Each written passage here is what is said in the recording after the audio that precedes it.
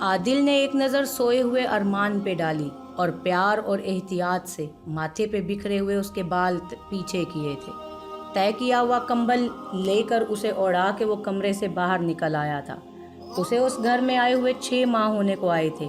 اسے MBA کے دوران ہی وہ نوکری مل گئی تھی، ساتھ میں گھر اور گاڑی، اور پھر 5 سال کا کانٹریکٹ۔ اس کے گریڈز نے انہیں بے تحاشا متاثر کیا تھا۔ کمپنی جانتی تھی کہ وہ پارس ہے اور اسے پانے کے لیے اور بہت سے لوگ بولیاں لگائیں گے۔ اسے وہ دن یاد تھا جب وہ کوٹھا چھوڑنے کو تھا اور ارمان اس کے گلے لگ کر پھوٹ پھوٹ کر رو رہا تھا، بھائی نہیں جانا بھائی۔ وہ خود کون سا اس سے جدائی چاہتا تھا، اس میں تو اس کشتی رہی، وہ اس کے سہارے آئی تھی، اور وہ میں سچ میں اسے لے جاؤں گل؟ اس نے ہولے سے اس بات میں سر ہلا دیا۔ میرے بیٹے کا خیال رکھنا۔ وہ اس کی بات سن کر اسے دیکھتا ہی رہ گیا تھا۔ میں اپنی سب سے قیمتی شے تمہیں سونپ رہی ہوں، آپ بھی میرے ساتھ چلیں۔ وہ ہنس پڑی تھی۔ میں سیریس ہوں گل، میرے ساتھ چلیں، میرے ساتھ رہیں۔ اس نے اسے بغور دیکھا تو گل بدن جو ساروں کو نصیحتیں کرتی ہے خود بیساکھی پکڑ لے۔ وہ چپ رہ گئے۔ کچھ لوگ بدقسمت ہوتے ہیں عادل، ان کے نصیب میں سکون نہیں ہوتا۔ مجھے میری بے سکونی کے سہارے چھوڑ دو، تم جاؤ۔ وہ نہیں آئی۔ عادل جانتا تھا کہ وہ منتیں کروا کر بھی نہیں آئے گی۔ وہ بس چپ چاپ چلا آیا اور سیڑھیاں اترتا نیچے آ گیا۔ ڈرائنگ روم کے سامنے رکا۔ سامنے دیوار اس کے سرٹیفکیٹس اور اسناد سے بھری ہوئی تھی۔ وہ خاموش کھڑا انہیں دیکھتا رہا تھا۔ وہ اس کا کل تھا، مشہور کمپنی کی جاب، پروموشن، ڈگریاں، اسناد، بیرونی دورے، آفرز، اس کی اپنی کمپنی کا خواب۔ تبھی بیرونی دروازے پر دستک ہوئی تھی۔ وہ چونک اٹھا، اس وقت کون آ گیا؟ وہ سوچتا ہوا باہر دروازے تک آیا۔ سامنے امرین کھڑی تھی، بارش میں بھیگا وجود، بکھرے بال، پھٹے کپڑے، ننگے پاؤں۔ اسے وہ سالوں پہلے والی وہ طوفانی رات یاد آ گئی تھی جب وہ اس کو پہلی بار ملی تھی۔ وہ آج بھی وہیں کھڑی تھی، ویسے ہی کل رات جب سے وہ آئی تھی، وہیں فرش پر دیوار کے ساتھ ٹیک لگائے وہ سر جھکائے بیٹھی تھی۔ بارش سے بھیگے کپڑے، الجھے بال، جوتے سے بے نیاز پاؤں۔ عادل دلاسے دیتا تھک چکا تھا۔ وہ اپنی جگہ سے 1 انچ بھی نہیں ہلی تھی۔ آپ پریشان مت ہوں، وہ اسے ایک ایکسیڈنٹ ہی سمجھیں گے۔ اس نے سر اٹھایا۔ اور میرا وہاں نہ ہونا، اسے وہ کیا سمجھیں گے؟ وہ اسے دیکھ کر خاموش رہ گیا۔ ابرار صاحب کو پتا ہوگا کہ آپ کہاں ہیں؟ شاید وہ جانتے ہیں۔ میرے 2 ہی ٹھکانے ہیں، گل اور تم۔ پچھلے ہفتے جب تم پارٹی میں آئے تھے تو میں نے انہیں تمہارے بارے میں بتایا تھا، ایڈریس بھی۔ وہ چپ رہ گیا۔ وہ اپنے اکلوتے بیٹے کی موت پر یوں ہی نہیں خاموش رہیں گے۔ امرین، یہ دفاع تھا، یہ قتل نہیں ہے۔ کیا ثبوت دوں گی میں کہ یہ دفاع تھا؟ اور ان کے پاس کیا ثبوت ہوگا کہ یہ قتل ہے؟ عادل نے اس کی کلائی پکڑی۔ اس پہ جا بجا کھرونچوں کے نشان تھے۔ DNA کروائیں گے ہم، آپ میرے ساتھ چلیں، ہم اپنی پوری تیاری رکھیں گے۔ علی اوپر ارمان کے ساتھ ہے، میں ملازمہ کو کہہ دیتا ہوں۔ اور وہ اس سے کہتا اٹھنے کو تھا جب بیرونی دروازہ دھاڑ سے کھولا گیا تھا۔ اس دن بھی وہ بری طرح کھانستا چلا گیا تھا۔ سینے پہ ہاتھ رکھے بہت دیر تک اسے سانس بھی نہیں آئی تھی۔ سعد، تو ٹھیک ہے نا؟ اس کا دوست جلدی سے آیا۔ میں ٹھیک ہوں، بس طبیعت کچھ اپسیٹ ہے۔ تو محنت بھی تو بہت کر رہا ہے، کل کے ایونٹ کے لیے تو نے ہر شے بھلا رکھی تھی۔ وہ چپ رہا۔ وہ صحیح کہہ رہا تھا۔ ریسٹورنٹ کی اوپننگ اور اس NGO کے لیے اس نے ہر شے کو پس پشت ڈال رکھا تھا۔ وہ سب کچھ بھلائے ہوئے بس اسی میں لگا ہوا تھا۔ کئی دنوں کا بخار اور خراب گلا نظر انداز کرتے کرتے وہ یہاں تک پہنچ گیا تھا۔ 2 پین کلر دے دو۔ اس نے کسی سے پین کلرز منگوائیں اور پانی سے نگل گیا۔ تو چیک کروا لے، ڈاکٹر کے چلیں؟ نہیں یار، بس تھکان ہے، ریسٹ کروں گا، ابھی تو اتنے کام پڑے ہیں۔ وہ ٹال گیا تھا۔ سعد نے اسے دیکھا اور منہ بنایا تھا۔ آپ کے ساتھ کیا مسئلہ ہے بھائی؟ جب میں نے آپ کو کہہ دیا کہ میں آپ کو نہیں جانتا ہوں تو کیوں بار بار میرے پاس آتے ہیں؟ مجھے آپ سے کوئی بات نہیں کرنی ہے اور نہ ہی کوئی تعلق رکھنا ہے۔ میرا پیچھا چھوڑ دیں۔ فرحان نے اسے دکھ سے دیکھا تھا۔ میں تمہارا بڑا بھائی ہوں۔ بڑا بھائی باپ کی جگہ ہوتا ہے سعد، اور ایک باپ اپنی اولاد کو بھٹکا ہوا دیکھ کر سکون سے کیسے رہ سکتا ہے؟ وہ استہزاء سے ہنسا۔ اس کے ساتھ آئے اس کے مفتی دوست نے اس سے کہا تھا، سعد باز آ جا یار، اپنی روش بدل لے۔ باز آ جاؤں؟ لیکن کس سے؟ اپنی مرضی کی زندگی جینے سے؟ نہیں، گناہوں کی زندگی جینے سے۔ وہ ان کے سامنے آ کھڑا ہوا۔ نعوذ باللہ، جس رب سے آپ مجھے ڈرانے آ جاتے ہیں نا، उसी ने मुझे ऐसा बनाया है, तो मेरा क्या कसूर है इसमें? नाउज़ बिल्लाह, मेरी फितरत है ये, तो इसे कैसे बदलूं? उन्होंने नफ़ी में सर हिलाया। उसने तुम्हें ऐसा नहीं बनाया, उस पे बहतान मत बांधो। वो उसे फुहश कहता है तो वो कुछ फुहश क्यों बनाएगा? तुमने खुद को खुद ऐसा बनाया है। इंसान गुनाहगार नहीं होता साद, उसका माहौल उसे बनाता है। उसके आसपास के लोग, इब्लीस उसे जालीन में से एक बनाता है। वो बोलते चले गए थे। फरहान उन्हें अपने साथ उसे समझाने के लिए ही लाया था। मैंने तुम जैसे बहुत सारे लोग देखे हैं अपनी ज़िंदगी में इस लत में मुब्तला, सफ़ेद रेश बाबे, पढ़े लिखे, कुछ गंवार, हर उम्र के, और तो जी इस गुनाह की देते हैं कि हम अपनी फितरत नहीं बदल सकते। फितरत क्यों नहीं बदली जा सकती? अपने इर्द गिर्द देखो, फितरत हर लम्हा बदल रही है। अब सुबह है, फिर शाम, फिर रात, अंधेरा, फितरत बदल कर दिन हो जाता है। सूरज अपनी फितरत बदल कर तारीकी ओढ़ लेता है। फूल खिलते हैं, फितरत बदल कर मुरझा गई। फल ने फितरत बदली, बीज बना और उससे नया पौधा। हर शय बदल सकती है मेरे बच्चे, अगर वो बदलना चाहे। वो चुप खड़ा रह गया था। जिस मगरिब के दिल दादा हूँ ना, उन्हीं की रिसर्च है। हम जिनसी का कोई बायोलॉजिकल सबूत नहीं है। दो जुड़वां बच्चे, एक हम जिन्स बनता है, दूसरा नहीं। ये कुदरत की तरफ से होता है। तो वो दोनों ऐसे क्यों ना बनते? आप साबित क्या करना चाहते हैं इस रिसर्च से? बस ये कि खुदा की बात आज भी सच्ची है जिसे वो बेहयाई कहता है। वो बेहयाई ही है। साद ने उन्हें बगौर देखा। मुझे अपनी मर्जी से जीने का हक है। बिल्कुल है, वो फौरन बोले। लेकिन जब हम एक मुआशरे में रहते हैं, जब हम एक मज़हब के पैरोकार बनते हैं, तो हम पर कुछ हदूद भी लगती हैं।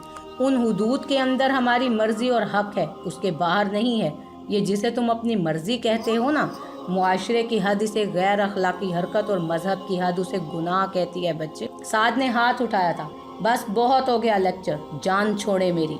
फरहान ने बेबसी से उसे देखा था। खुदा हिदायत भी उन्हें देता है जो इसके तालिब हों, बाकियों को वो हिदायत चाहने वालों के लिए इबरत बना देता है। वो उस सफ़ेद चादर से ढकी मैयत को देखकर धक से रह गए थे। उनकी इकलौती लाडली औलाद, और वो यूं कैसे हो सकता है? अरसल, अरसल।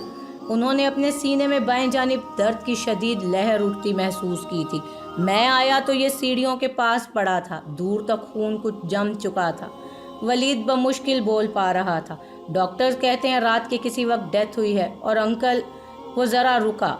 इसकी मुट्ठी में ये था। उन्होंने भीगी नज़रों से देखा। वो अम्बरीन की कमीज़ का फटा हुआ हिस्सा था। अम्बरीन, वो कहाँ है? वो भागे भागे ऊपर आए थे। वो कहीं भी नहीं थी। उन्होंने एक एक कमरा देख लिया। उसे पुकारते रहे थे, लेकिन वो होती तो सुनती। अम्बरीन, उसने ये सब। वो बेयकीनी से सर पकड़कर बैठ गए थे। वलीद ने मुट्ठियां भींच लीं। आप उसे फ़ोन करें, पूछें वो कहाँ है। उन्होंने बेबसी से नफ़ी में सर हिलाया। इसकी ज़रूरत नहीं है, मुझे पता है वो कहाँ गई होगी। एहसन किंजा को लेकर शॉपिंग के लिए आया हुआ था। वो अब दुकान पे दुकान घुमा रही थी उसे। अब ये मॉल, फिर वो उसे चिढ़ाता हुआ साथ साथ चल रहा था। अल्लाह का वास्ता है यार, कुछ ले भी लो। 2 घंटे होने को आए और अभी तक तुमने 10 रुपए की भी कोई चीज़ नहीं खरीदी। वो मॉल से बाहर निकल रहे थे जब उसे एक मानूस सी आवाज़ ने पुकारा था। वो चौंक कर पलटा। सामने साथ खड़ा मुस्कुरा रहा था। पता है वो कहाँ गई होगी? तू तो लाहौर छोड़कर ऐसे भागा जैसे कोई बैंक लूटा हो। कैसा है? वो आगे बढ़कर उसके गले लगा था। एहसन जल्दी से अलहदा हुआ। आज के दिन कम से कम वो उसके लिए तैयार नहीं था। कहाँ गायब हो गया था यार? इतनी दफ़ा कांटेक्ट किया, कॉल, मैसेज, हॉस्टल तक गया तेरे पीछे। क्या हुआ? मुझसे दिल भर गया था। वो सवाल पे सवाल कर रहा था। एहसन ने कनखियों से देखा। कुछ फासले पे खड़ी किंजा उन्हें ही देख रही थी। मैंने शादी कर ली है साद, ये मेरी वाइफ हैं, किंजा। उसने गोया इशारा दिया कि वो उस तरफ ना जाए। साद उसकी बात पर शॉक्ड खड़ा रह गया था। बहुत देर बाद उसकी हैरत दूर हुई तो ज़ोर से हंसा और बोला, तू और शादी? नामुमकिन, तू तो एंटी विमेन था ना। एहसन का चेहरा तारीक पड़ता चला गया। साद किंजा से मुखातिब था। आपको पता है ये किसी और से मोहब्बत करता था। इसने कई बार मुझे बताया, रोकर, हंसकर। पता है वो कौन है? वो ड्रामाई अंदाज में रुका और उसे देखा। एहसन ने आंखों ही आंखों में उसकी मिन्नत की थी कि वो ये ना करे। वो मुस्कुराया। वो मैं हूँ, है ना एहसन? تو نے بتایا نہیں اپنی بیوی کو کہ میرے ساتھ تیرا تعلق کیا تھا؟ کنزا بے یقینی سے اسے دیکھ رہی تھی جو سر جھکا چکا تھا۔ ہم صرف دوست نہیں تھے، کچھ زیادہ تھے، ایک میاں بیوی کے تعلق سے کچھ کم، لیکن بہت کم بھی نہیں۔ ہاں، ہم نے بہت شاپنگیں اکٹھے کی ہیں اور کئی راتیں۔ کیوں احسن؟ احسن نے لال چہرے کے ساتھ اسے دیکھا۔ اس کی آنکھیں کچھ جتا رہی تھی، وہ نہ جانے کس بات کا بدلہ لے رہا تھا۔ چلو کنزا، اس نے پتھر ہو چکی بیوی کا ہاتھ پکڑا تھا۔ اتنی جلدی؟ ارے یار، اتنے عرصے بعد ملے ہیں، میرے ساتھ لنچ تو کرو۔ کنزا چلو، اس نے سختی سے کہا اور اسے گھسیٹا تھا۔ سعد اسے دیکھ کر رہ گیا تھا۔ احسن نے اس پر دوبارہ نظر بھی نہیں ڈالی تھی۔ سعد اسے آوازیں دیتا رہ گیا تھا۔ وہ دونوں چونک کر اٹھے تھے۔ کھلے دروازے میں وہ جوان لڑکا کھڑا تھا، ہاتھ میں پستول اور آنکھوں میں جلتے بھانبھڑ۔ وہ ولید تھا۔ تم نے قتل کیا ہے نا اسے؟ تم نے مارا ہے نا میرے اس بھائی کو؟ امرین عادل کے پیچھے چھپی جا رہی تھی۔ عادل نے اسے ناگواری سے دیکھا تھا۔ تم جو بھی ہو، تمہاری ہمت کیسے ہوئی اسلحہ لے کر میرے گھر میں گھسنے کی؟ میں ابھی پولیس کو فون کرتا ہوں۔ Just shut up. اس نے پستول سامنے کی تھی۔ میں یہاں ارسل کی موت کا بدلہ لینے آیا ہوں۔ وہ کوئی لاوارث نہیں تھا، وہ زبردستی کر رہا تھا امرین کے ساتھ۔ اوپر سے ڈرا سہما ارمان سیڑھیاں اترتا نیچے آ گیا تھا۔ علی شیر وہیں اوپر کھڑا دیکھ رہا تھا۔ میرا تم سے کوئی جھگڑا نہیں ہے ہجڑے، اس قاتل عورت کو میرے حوالے کر دو، یہ تمہارے حق میں بہتر ہوگا۔ عادل نے غصے سے انگلی اٹھائی۔ میں تمہیں ایک لمحے میں اندر کرا دوں گا، شرافت سے کہہ رہا ہوں، دفان ہو جاؤ میرے گھر سے۔ امرین تھر تھر کانپ رہی تھی۔ ارمان خوف سے پستول کو دیکھ رہا تھا۔ آخری بار کہہ رہا ہوں، درمیان سے ہٹ جاؤ۔ اس نے پستول عادل کی طرف تان رکھی تھی۔ اور میں آخری بار کہہ رہا ہوں کہ چلے جاؤ یہاں سے۔ ولید نے قہر بھری نظروں سے اسے دیکھا اور ٹریگر پر انگلی رکھی۔ ایسے ہی صحیح۔ اس نے ٹریگر دبا دیا تھا۔ گولی اپنے نشانے کو جا لگی تھی۔ موت کا فرشتہ وہاں اپنے پر پھیلا چکا تھا۔ سفید فرش پر دور دور تک خون کے چھینٹے پھیل چکے۔ عادل کے قدموں تلے سے زمین ہی نکل چکی تھی۔ وہ فرش پہ گر چکا تھا۔ عادل کے قدموں تلے سے زمین نکل گئی تھی اور لفظ ٹوٹ ٹوٹ کر بکھر گئے تھے۔ اس کے کپڑے اور چہرے پہ جا بجا اس کے خون کے چھینٹے تھے۔ ارمان، وہ بے جان ہو چکا تھا۔ عادل گرنے کے سے انداز میں اس کے پاس بیٹھا اور اپنے کانپتے ہاتھوں سے اسے چھوا تھا۔ اس کا بے جان لاشا ٹھنڈا پڑ چکا تھا۔ ارمان، بچے بھائی بلا رہے ہیں۔ ارمان، اسے اپنی آواز خود بھی سنائی نہیں دے رہی تھی۔ لب بس کپ کپا کر رہ گئے تھے۔ ارمان، اس کے گال پہ وہ گرم آنسو بہہ نکلا تھا۔ وہ ابھی تک بے یقین تھا۔ کلمہ پڑھ لے قاتل عورت۔ ولید اب پستول امرین پہ تان چکا تھا۔ غصے کی شدید لہر عادل کے وجود میں سرایت کر گئی تھی۔ وہ مٹھیاں بھینچتا جلدی سے اٹھا تھا۔ گولی چلی اور عادل کے بازو میں اتر گئی۔ اسے لگا کسی نے گرما گرم سیسا اس کے بازو میں اتار دیا ہو۔ تکلیف کی شدت سے وہ دانت کچکچا کر رہ گیا تھا۔ اس نے آگے بڑھ کر پوری قوت سے اپنے بائیں ہاتھ کا مکہ ولید کے جبڑے پہ مارا تھا۔ وہ اس افتاد کے لیے تیار نہیں تھا۔ پیچھے کو ہوا، ایک ہاتھ سے اس کا گریبان جکڑ کے دوسرے ہاتھ سے وہ اس کے منہ پہ مکے برساتا چلا جا رہا تھا۔ 1 2 4 7 وہ روتا جا رہا تھا اور اسے مارتا جا رہا تھا۔ جانے غصہ زیادہ تھا کہ غم۔ سعد بہت دیر سے آئینے کے سامنے کھڑا تھا۔ آئینہ اسے اس کا عکس نہیں دکھا رہا تھا، وہاں تو وہ منظر تھا۔ احسن اور کنزا ایک دوسرے کا ہاتھ تھامے ہنستے ہوئے مال میں پھر رہے تھے۔ وہ چہرہ، وہ آنکھیں، اس نے آج سے پہلے کبھی اس کے چہرے پر وہ احساس نہیں دیکھا تھا، کبھی بھی نہیں۔ وہ جیسے اپنی بیوی کو دیکھ رہا تھا، ویسی نظروں سے اس نے کبھی اسے خود کو نہیں دیکھتے ہوئے دیکھا تھا۔ کیوں؟ اس نے غصے سے چلا کر کہا اور سنگار میز پہ سجی اشیاء کو ہاتھ مارا۔ وہ سب دور تک نیچے بکھر گئی تھی۔ تم نے کہا تھا تم مجھے چاہتے ہو، تم نے مجھ سے محبت کی تھی، تم نے۔ اسے سمجھ نہیں آ رہا تھا کہ وہ اتنا غصہ کیوں کر رہا تھا۔ اسے اتنے عرصے بعد دیکھا اور وہ بھی کسی اور کے ساتھ۔ وہ اس سے جدا ہو کے بھی خوش تھا۔ یہ احساس اسے توڑے ڈال رہا تھا۔ تم نے اچھا نہیں کیا احسن۔ اس کی ہلکا زدہ آنکھوں میں لال لال سرخیاں اتر آئی تھیں۔ میں بھی اکیلا نہیں ہوں، میں بھی خوش ہوں، بہت خوش۔ میرے بھی بہت دوست ہیں، مجھ پہ سب جان نچھاور کرتے ہیں۔ میں خوش ہوں، تم سے بھی زیادہ خوش۔ وہ سیدھا کلب پہنچا تھا۔ موسیقی، تھرکتے لوگ، اس کے جیسی قوم۔ اس نے مشروب کے گلاس پہ گلاس چڑھا لیے تھے۔ سگریٹ، دھواں، نشہ، जाने किस किस के साथ थरकते कदम। वो खुद को उस सब में गुम कर देना चाहता था। उसका जहन होले होले माऊफ होता जा रहा था। अबरार दुरानी ने अरसल के कत्ल का पर्चा अमरीन के खिलाफ कटवा दिया था। पुलिस उसे और वलीद दोनों को अपनी कस्टडी में ले चुकी थी। अमरीन पे तो फिर अभी शक था, वलीद तो कातिल था। वो दोनों गवाह थे और बहुत से गवाह थे जिन्होंने पिस्तौल के साथ दंदनाते हुए उसे देखा था। उसी दिन वो अरमान की बेजान लाश अपने बाजुओं में लिए कोठे पे आया था। अपने दर्द की और बहते खून की परवाह किए बगैर वहाँ महफिल जारी थी। तबला नवाज अपने काम में मसरूफ़ था। वो मौसीकी की लय पर यहाँ वहाँ रक्सां थी, घुंघरू छन छन करते जाते थे। वो होले होले चलता उस बड़े हॉल तक आया था और वो लाश वहीं रख दी थी। गुलबदन का पैर ठहरा था, वो फिसलते फिसलते बची थी। कई घुंघरू उसके पैरों में धंसे थे। आपकी सबसे कीमती शय, मैंने इसे खो दिया गुल। वो बिलक बिलक कर रो दिया था। फर्श पे दूर दूर तक गुलबदन के लाल पैरों के निशान छप चुके थे। वो बेयकीनी से उसे देख रही थी।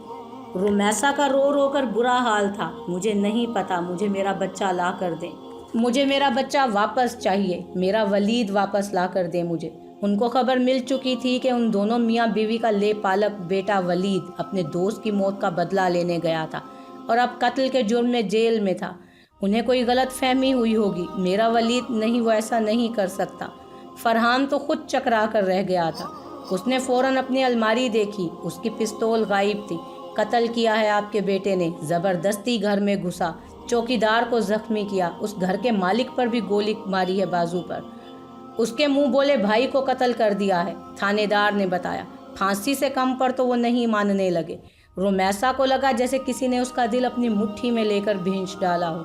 अल्लाह मेरा बच्चा, लेकिन वो अभी नाबालिग है। वो जिनका बच्चा मार कर आया है ना, वो बहुत पैसे वाले हैं। आपको तो पता ही होगा कि पैसा कैसे उसे बालिग कर सकता है अदालत में। आप कोई दरमियानी रास्ता निकाले ना, कोई सुलह सफाई। वो नहीं मानेंगे। रुमैसा ने आंखें रगड़ी। आप उनका एड्रेस दे दें, मैं उनके पैर पड़ जाऊंगी। कसास में वो जो कुछ मांगेंगे मैं दे दूंगी, बस वो मेरे बच्चे को माफ़ कर दें। उसके रोने और फरहान के मिन्नत तरलों से वो पसीज गया था। बादल नखास्ता उन्हें एड्रेस दिया था। वो एक पोश इलाका था, वहाँ इलियट क्लास बस्ती थी और जिनके दिन सोने चांदी से खेलते गुजरते थे। आदिल ऑफिस से वापस आ रहा था। उस चौक पे सिग्नल बंद था तो गाड़ी रुक गई थी। वो गंदे मुंदे हालों में फ़कीर बच्चे गाड़ी के बंद शीशों से आज चिपके थे। अल्लाह के नाम पे, मौला के नाम पर दे दो। ड्राइवर ने उन्हें डांटा, लेकिन उसने खामोश करवा दिया और वॉलेट निकाला। उन्हें पैसे थमाकर उसने शीशा बंद कर दिया। सब्ज बत्ती जली और गाड़ी चलने को थी जब उसकी नज़र फुटपाथ पर गई। नज़रों ने वो एक मंजर देखा और दिल उथल पुथल हो गया। गाड़ी रोको, अभी रोको। वो पूरी शिद्दत से चिल्लाया और गाड़ी के रुकने से पहले ही दरवाज़ा खोलकर बाहर निकला। गुजरती हुई खतरनाक ट्रैफिक को पार करके वो सड़क के उस दूसरी तरफ पहुंचा था। वो वजूद अभी तक वहीं फुटपाथ पे बैठा था। उलझे बाल, गंदे संदे कपड़े, मैला जिस्म, नहीफ वजूद, सूखी खाल। वो उसके पास ज़मीन पर ही बैठा और उसके हाथ थाम लिए। तारा, उसकी सांस ऐसे चल रही थी जैसे वो दमे का मरीज़ हो। लाल चेहरा और धक धक करता दिल। तारा, उसने सर उठाया और उन आंखों में शनासाई दौड़ गई। तारा, वो वालेहाना अंदाज में उसके हाथ चूमता जा रहा था। आसपास गुजरते राहगीरों ने अचंभे से वो मंजर देखा था कि वो कीमती सूट में मलबूस, महंगी गाड़ी से उतर कर आने वाला इंसान उस बेहाल ख्वाजा शराब भिखारी के हाथ चूमता चला जा रहा था और रोता जा रहा था। तू आदिल है ना माँ, सदके मेरा आदिल, तू मेरा आदिल। दुनिया में शायद ही किसी को किसी से इतनी अकीदत हो जितनी उसे उस इंसान से थी। ये तेरा घर है। वो तारा को अपने साथ घर ले आया था। अब वो उसके चमकते फर्श पर एहतियात से चलते हुए हैरानी से हर चीज़ को सर उठा कर देखती पूछ रही थी। वो मुस्कुराया। नहीं, ये आपका घर है। वो उसे अपने कमरे में ले आया था, दुनिया की हर आसाइश से लबरेज वो कमरा। आप फ्रेश हो लें, मैं कपड़े ले आता हूँ, फिर हम इकट्ठे खाना खाएंगे। वो उसी वक्त उसके लिए कपड़े खरीद कर लाया था। उसे देकर वो अभी बावर्ची खाने में ही था जब मुलाजिम ने इत्तला दी, साहब जी कोई दो मियाँ बीवी आपसे मिलने आए हैं, कहते हैं कुछ ज़रूरी बात है, उन्हें बिठाओ ड्राइंग रूम में, मैं आता हूँ। अपने और तारा के लिए उसने टेबल खुद सेट की थी।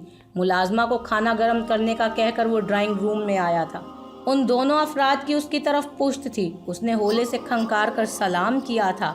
اس آدمی نے چونک کر اٹھنا چاہا تھا لیکن وہ اٹھ نہیں سکا تھا، وہ بیٹھا بھی نہیں رہ سکا تھا، وہ درمیان میں کہیں معلق ہو گیا تھا۔ عادل کے قدم لڑکھڑائے، اس نے بمشکل اپنے قدم جمائے تھے۔ سامنے اس کا اپنا سگا باپ